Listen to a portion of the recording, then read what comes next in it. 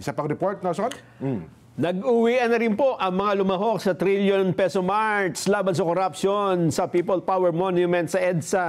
Pero nananatiling sarado ang northbound lane ng Ortigas. Makibalita po tayo kay Mean Corbera. Mean? Magandang hapon, Jen at Nelson. Nakikita nyo nga na unti-unti nang umuwi yung ating mga kababayan na lumahok dito sa Trillion March laban sa korupsyon.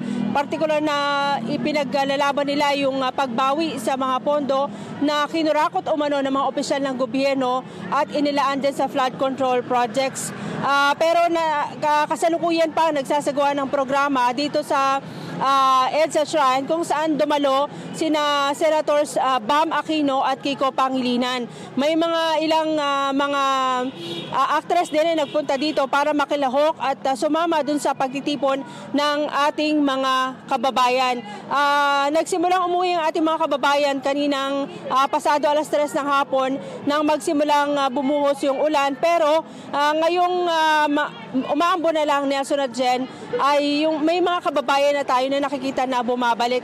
Sa ngayon, sarado pa rin itong kahabaan ng northbound lanes, particular na mula dyan sa may EDSA Shrine hanggang dito sa may Ortigas hanggang papunta dito sa may Campo Aguinaldo at Campo Crame. Yung mga motorista na papunta ng northbound ay pinapayuhang dumaan muna sa San Juan o kaya dito sa may EDSA busway pinapayagang lumusot. Sa tansya ng PNP, umabot na sa mahigit 15,000 ang lumahok dito sa pagtitipon ng ating mga kababayan dito sa may bahagi ng EDSA. Nelson at Jen.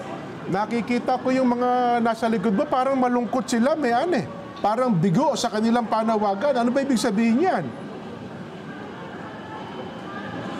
May mga tarpaulin kasi dito, Jen, may mga bitbit sila, yung Marcos resign, no to martial law again, ibalik yung pera ng ninakaw ng ating mga opisyal umano ng gobyerno at papanagutin at ikulong. Kasama nga dyan sa na-interview natin kanina si Mayor Benjamin Magalong na kinatawan ng ICI na dumalo dito sa pagtitipon, pero nilinaw niya na walang kinalaman yung kanyang pagiging ICI member dito sa ginagawang pagtitipon dahil ito raw ay sarili niyang pasya dahil matagal na siyang lumalaban kontra sa korupsyon.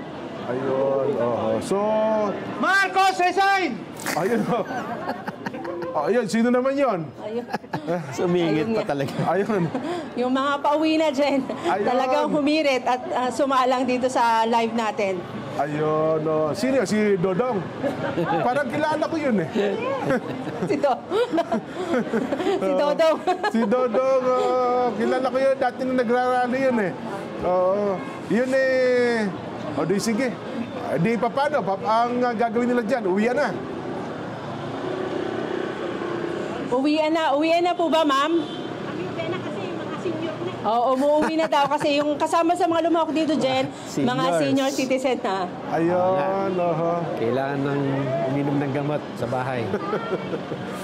Ayun.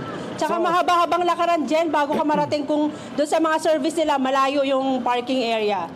Ganun. Ay, di sige. Meng, magantapay pa kami kung ano magiging kaganapan dyan, ano ha?